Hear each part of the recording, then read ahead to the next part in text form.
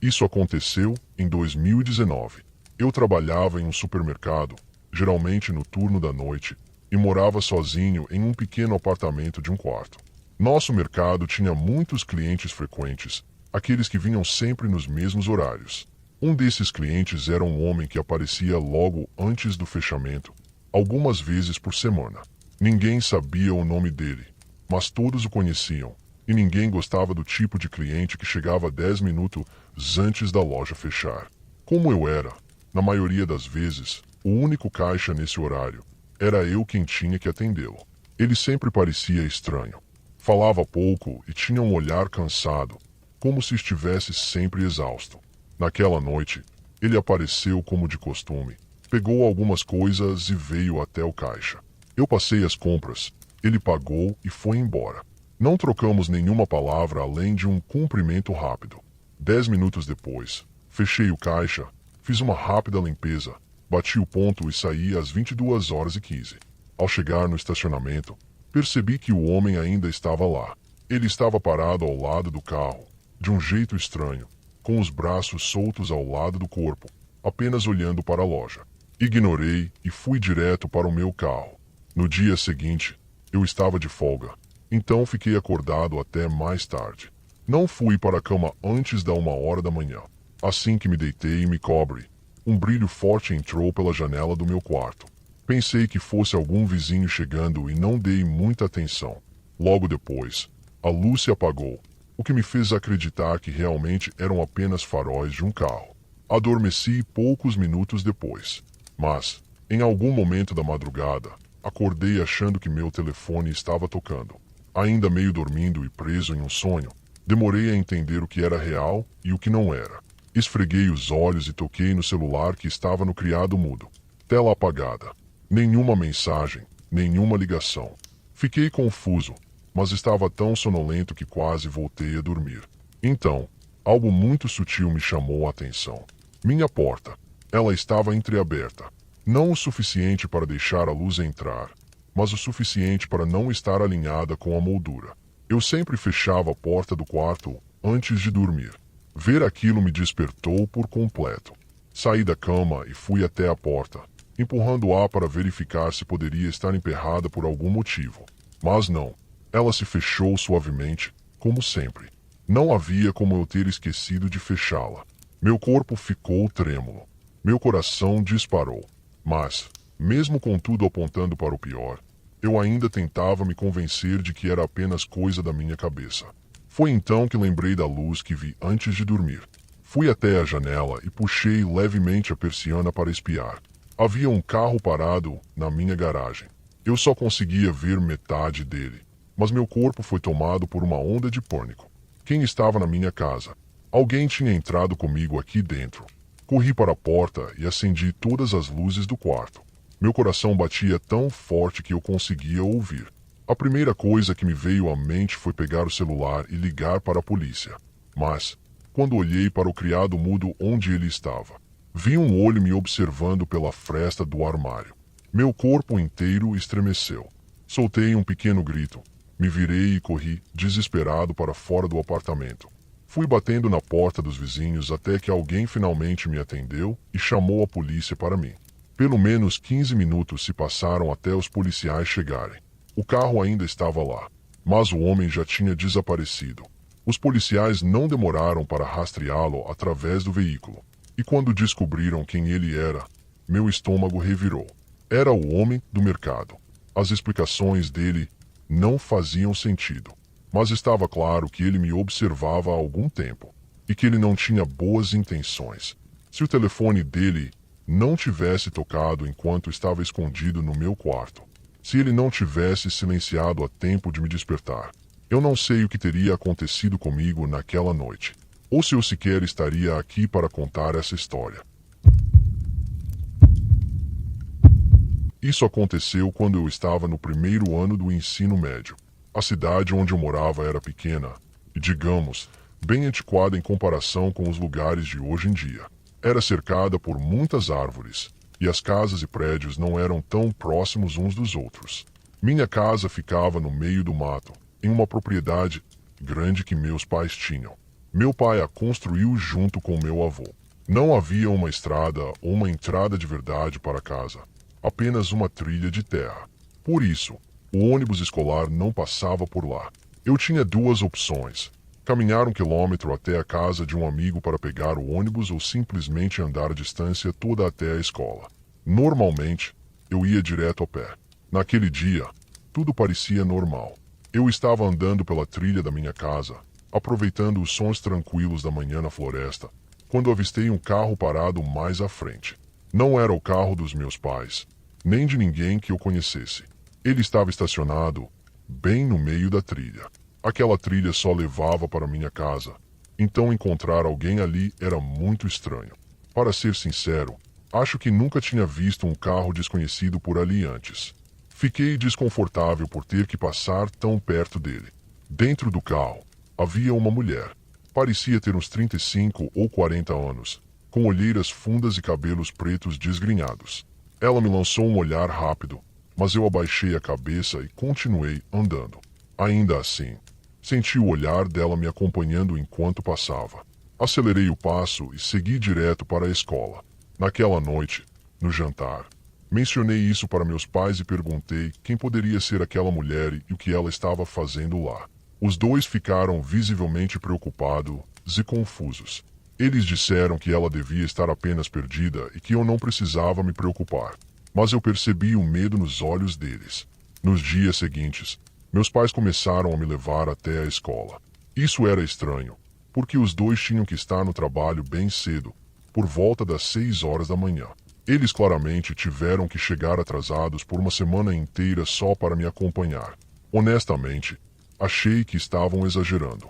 Eu já me sentia velho o suficiente para me virar sozinho, mas sabia que eles só estavam tentando me proteger. Na segunda-feira da semana seguinte, me preparei e voltei a caminhar até a escola. Durante toda a semana em que meus pais me levaram, não vimos mais a mulher ou o carro. Então, eu realmente já não estava preocupado com isso. Mas, ao chegar naquele mesmo ponto na trilha, ela estava lá de novo, sentada dentro do carro, observando-me. Meu coração disparou. Aquilo não podia ser coincidência. Ela apareceu 2 vezes no mesmo lugar, numa trilha que levava apenas à minha casa, e só quando eu estava sozinho. Decidi que não iria passar por ela outra vez. Saí rapidamente da trilha e entrei na mata, cortando o caminho entre as árvores. Mas, assim que dei alguns passos, a mulher ligou o carro e o moveu mais para perto de mim. Fingi ignorá-la e andei mais rápido para dentro da floresta. Então, ouvi o som da porta do carro se abrindo e passos sobre as folhas secas atrás de mim. E foi aí que ela chamou meu nome. O meu nome completo. Sua voz era estranhamente calma, quase amorosa. Me virei por reflexo e olhei para ela. Seu rosto estava vazio de expressão. Os olhos, fundos e pesados, davam um ar doentio. Ela parecia cansada, abatida, mas havia algo profundamente assustador naquele olhar. Eu corri. Disparei pela mata, sem olhar para trás, me afastando o mais rápido possível. Quando achei que estava seguro, fiz um caminho alternativo de volta para casa. Chegando lá, liguei para meus pais imediatamente. Eles voltaram correndo para casa e chamaram a polícia. Mas o que eu não esperava era que meus pais soubessem exatamente quem ela era. Era a ex-mulher do meu pai. Eles tinham se divorciado quase 2 décadas antes. Segundo meus pais, ela já tinha um histórico de problemas mentais, se passava por episódios assustadores, onde ficava obcecada por algo e fazia coisas perturbadoras. No dia em que mencionei tê-la visto pela primeira vez, meus pais avisaram a polícia, pois tinham certeza de que era ela. Mas, quando os policiais foram checar, disseram que ela parecia normal e não fizeram nada. Naquele tempo em que meus pais estavam me levando à escola, ela estava nos vigiando. Ela sabia que, quando meus pais saíam cedo para o trabalho, eu andava sozinho até a escola. Eu nunca soube exatamente o que aconteceu com ela depois disso. Meus pais nunca me contaram o que ela estava tentando fazer, nem porque estava me perseguindo. E, sinceramente, eu prefiro nem saber. Só espero que algo assim nunca mais aconteça. Eu moro em uma casa pequena em um bairro razoavelmente bom, e também trabalha em casa. Tenho meu escritório montado no andar de cima, em um cômodo pequeno, com minha mesa bem ao lado de uma janela que dá para a frente da casa. Eu gostava de poder abri-la para deixar o ar fresco entrar ou simplesmente aproveitar a vista nos dias agradáveis. Isso aconteceu quando o outono estava começando, então eu praticamente deixava a janela aberta o dia todo. Mas, em um dia normal da semana, por volta do meio-dia, enquanto trabalhava na minha mesa, percebi algo pela janela. Havia um homem parado no final da minha garagem. Ele não estava apenas passando ou parando para amarrar o sapato. Ele simplesmente estava ali, parado, olhando para a minha casa. Não consegui dizer se ele podia me ver pela janela ou não, mas, depois de alguns segundos me observando, ele simplesmente foi embora. Achei estranho, mas não dei tanta importância. O que mais eu poderia pensar ou fazer? Continuei meu trabalho, ocasionalmente dando uma olhada pela janela, mas como não vi mais nada de suspeito, não me preocupei muito. No dia seguinte, segui minha rotina normalmente. Estava bem ocupado o dia todo com várias chamadas de vídeo com meus colegas de trabalho. Durante uma dessas reuniões, acabei me distraindo e olhei pela janela novamente. O homem estava lá. Ele estava parado exatamente no mesmo lugar, no final da minha garagem, olhando para a casa da mesma forma que no dia anterior. Mas, dessa vez, a sensação foi 10 vezes mais estranha e assustadora. Por que diabos ele estava ali de novo? Eu devo ter ficado olhando para ele por um tempo, porque um dos meus colegas percebeu minha expressão preocupada e perguntou se estava tudo bem. Respondi que sim e tentei me concentrar novamente na reunião, mas continuei olhando para a janela. Ele ficou lá por mais um minuto. Quando olhei de novo, ele havia desaparecido. O resto do meu dia de trabalho foi um tormento. Eu não conseguia parar de pensar nesse cara estranho olhando para minha casa. Era tão bizarro. Depois do expediente, saí para a garagem e caminhei um pouco, tentando entender por que ele ficava olhando para minha casa daquele jeito.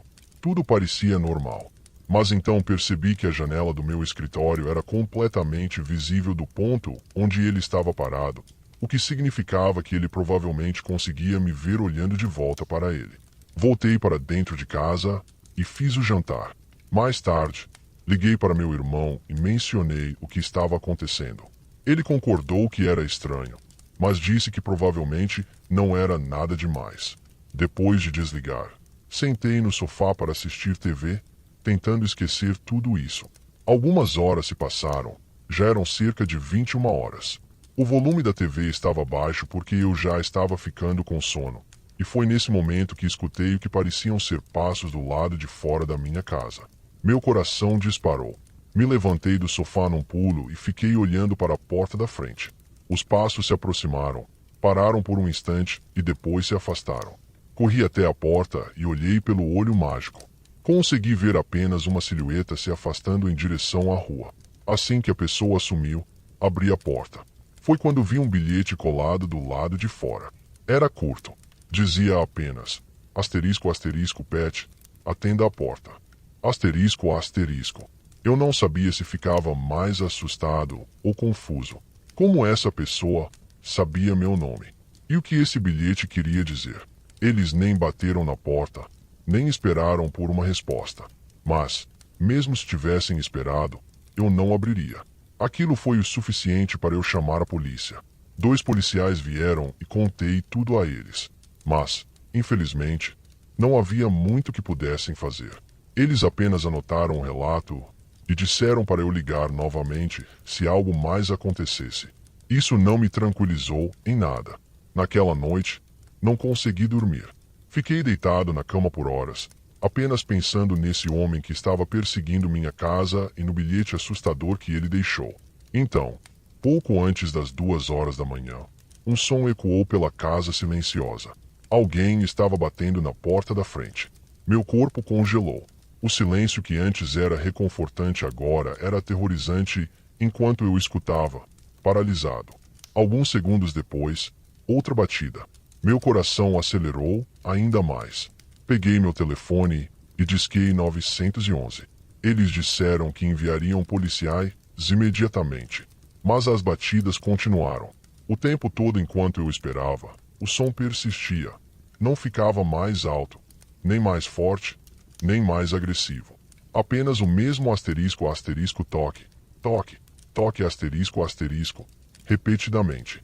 Enquanto eu andava pelo corredor da casa, a atendente da emergência me avisou que os policiais chegariam em 2 minutos.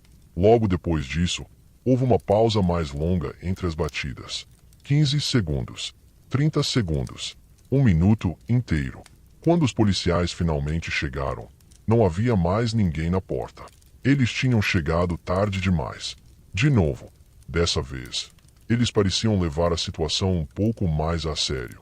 Mas ainda assim não podiam fazer muita coisa. Apenas disseram que fariam patrulhas pela vizinhança nas próximas semanas. Essas semanas passaram. O homem nunca mais apareceu na minha porta ou na entrada da minha garagem. Pelo menos, não que eu tenha visto. Já se passaram meses desde então. Ainda assim, isso me assombra. O bilhete assustador, dizendo para eu atender a porta. As batidas misteriosas às 2 da manhã.